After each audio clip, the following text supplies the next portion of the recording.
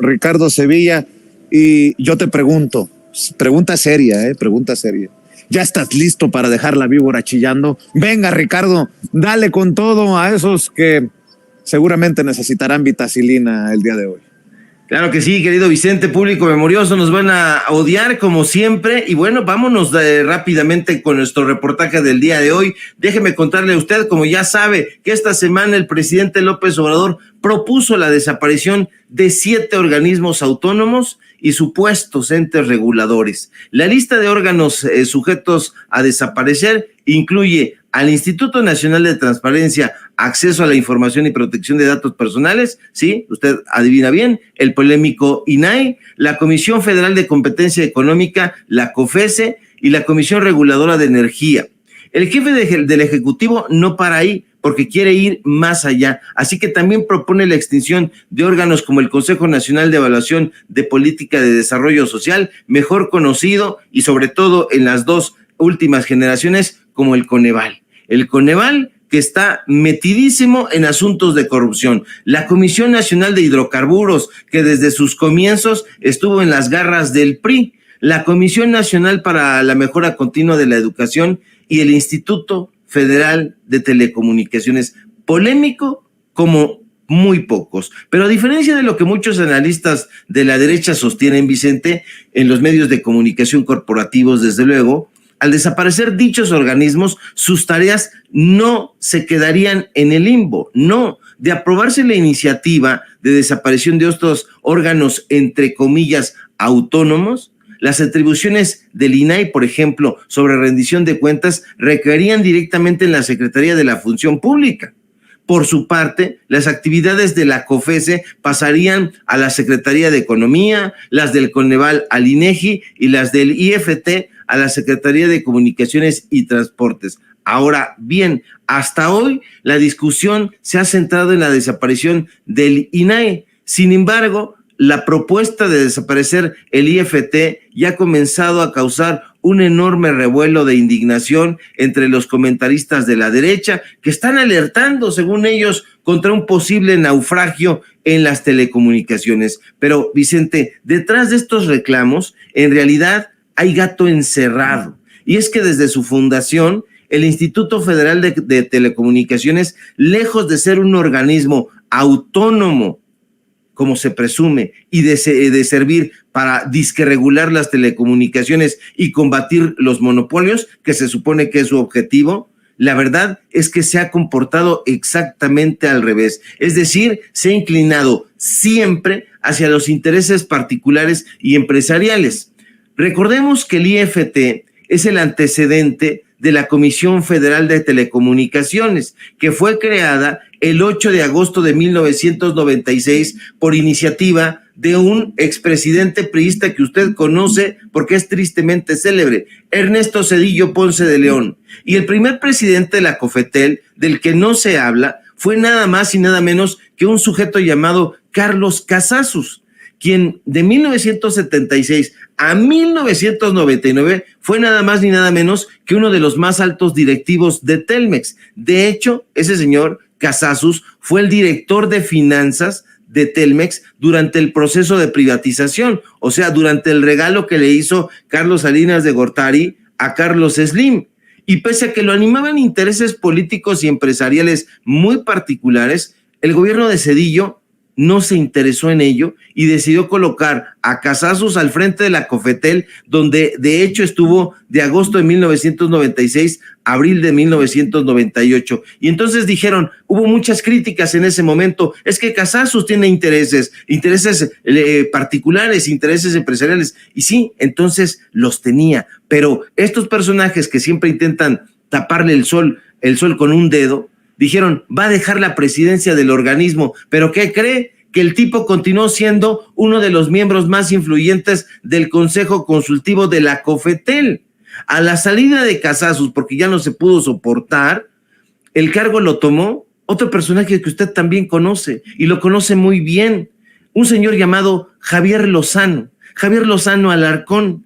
Curiosamente, el virulento y polémico Javier Lozano había sido miembro de la comisión redactora de la Ley Federal de Telecomunicaciones que posteriormente iba a beneficiar a Televisa. Pues en ese momento la COFETEL estaba muy lejos de ser autónoma y ni siquiera se presumía serlo. De hecho, se presentaba como lo que era un órgano desconcentrado de la entonces Secretaría de Comunicaciones y Transportes. Pero hay más, porque estos personajes, lejos de ser independientes, eran una rémora que se encontraba en la Secretaría de Comunicaciones y Transportes. Tenían una oficinita ahí, en la propia Secretaría de Comunicaciones y Transportes, aquí en la Ciudad de México, en lo que ahora está derruido ahí en Eje Central y Xola. Sin embargo, Vicente, a la llegada de Felipe Calderón, las cosas se pusieron todavía más oscuras en la COFETEL. Calderón designó a Juan Molinaro Orcasitas. ¿Se acuerda usted de Juan Molinaro Orcasitas, que fue director del Instituto Mexicano del Seguro Social en épocas tristísimas, en época de la guardería ABC? Bueno, pues el premio que le dio Calderón a este señor Juan Molinaro Orcasitas, que ya murió, pues fue premiarlo como secretario de Comunicaciones. Y este señor, a su vez, designó a uno de sus más leales subordinados, un sujeto llamado Moni de Swan Adati, que le preguntan a Enrique Krause si lo conoce, porque es su amigo, porque es de la comunidad judía. Bueno, pues este señor no tenía ningún tipo de experiencia en temas de telecomunicaciones. Este señor era simple y sencillamente el jefe de asesores de Molinaro Orcasitas en el IMSS. Pese a todo, el 7 de julio del 2010, durante la 7ª sesión ordinaria, un pleno de la Comisión Federal de Telecomunicaciones llevó a cabo una farsa democrática y eligió supuestamente, mediante votación libre y secreta, a Moni de Swan como presidente del organismo. ¿Qué fue lo que sucedió? Continuaron apuntalando los asuntos para favorecer a Televisa. Peña Nieto, usted lo sabe, marioneta presidencial creada en los estudios de Televisa precisamente, recibió la orden de ir más lejos en los temas de telecomunicaciones. ¿Y qué fue lo que propuso? Reformar la Ley Federal de Telecomunicaciones, lo cual se llevó a cabo el 11 de julio de 2013. No, de julio no, de junio.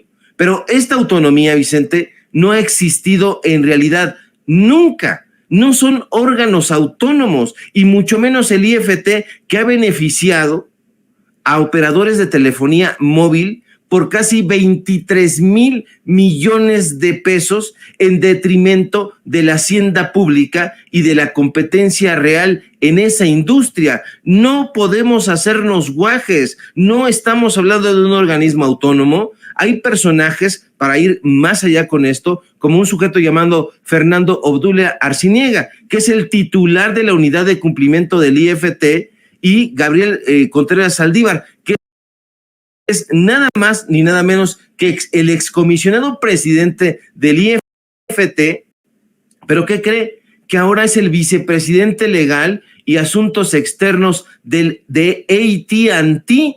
Entonces, estos personajes han beneficiado a esa empresa. O sea, ¿cómo se le ocurre a usted que en el IFT digan que no hay conflicto de interés cuando Gabriel Contreras Saldívar era el presidente del IFT y ahora es el abogado principal de AT&T? Entonces, los comentócratas han dicho que se quiere atentar contra los órganos autónomos, que es un asunto dictatorial de parte del presidente López Obrador, pero no se necesita una inteligencia excepcional para comprender que el escándalo de conflicto de interés que implica al IFT, a sus comisionados y a la industria que representa AT&T es terrible. Están vinculados también, Vicente, a América Móvil. Entonces, estos personajes evidentemente están tratando de salir a denostar esta propuesta que ha hecho el presidente López Obrador apenas el 5 de febrero de que haya la desaparición de estos supuestos órganos autónomos, pero la realidad es que el IFT ha puesto siempre en riesgo y ha comprometido toda la imparcialidad que se supone debería tener, y todas las investigaciones y todas las decisiones relacionadas con las telecomunicaciones están metidas en este asunto. Voy un poco más, si me permites. La propia titular del órgano interno de control del IFT, Griselda Sánchez Carranza, apenas hace unos meses, el año pasado, dirigió al actual presidente del IFT, Javier Juárez Mojica, un oficio donde le advertía que el buen desempeño de las personas servidoras públicas que habían estado designadas o estuvieran vinculadas con el excomisionado Gabriel Contreras, iba a ser vulnerable, iba a ser legal, iba a ser penosamente ético. Entonces, estos sujetos no han hecho caso. Entonces, el reclamo es, ¿por qué el presidente López Obrador quiere atentar contra los organismos autónomos? Y yo le pregunto a usted, después de aportarle estos datos duros, ¿el Instituto Federal de Telecomunicaciones ha sido alguna vez realmente autónomo? ¿El Instituto Nacional Electoral ha sido alguna vez autónomo? ¿El Instituto Ventado de la Transparencia ha sido autónomo en algún momento? Hablábamos hace unos días acerca de esta ficción de la autonomía y nos dábamos cuenta con datos duros que los presidentes de esos institutos autónomos están vinculados a la iniciativa privada. Los propios personajes que integran los plenos de esos institutos autónomos están vinculados a la derecha, están vinculados al empresariado, están vinculados a la política conservadora. Entonces, no hay posibilidad de que se equivoque el presidente López Obrador en este tema, Vicente. Los órganos autónomos tienen que desaparecer. Todos estas figuras que están al margen de la legalidad tienen que irse ya, tienen que desaparecer, pero bueno, pues ahí vamos a continuar viendo a estos personajes, a los columnistas, diciendo que el presidente López Obrador es un dictador, pero ahí están los miles de millones de pesos que estos personajes han logrado vulnerarle a la hacienda pública en detrimento del pueblo de México y a favor del corporativismo. Y bueno, pues vamos a seguir. Ahí está usted viendo a Moni de Swan y a Molinar Orcasitas, dos de los personajes más tétricos de la historia de este país en el Instituto Mexicano del Seguro Social y también en el tema de las telecomunicaciones.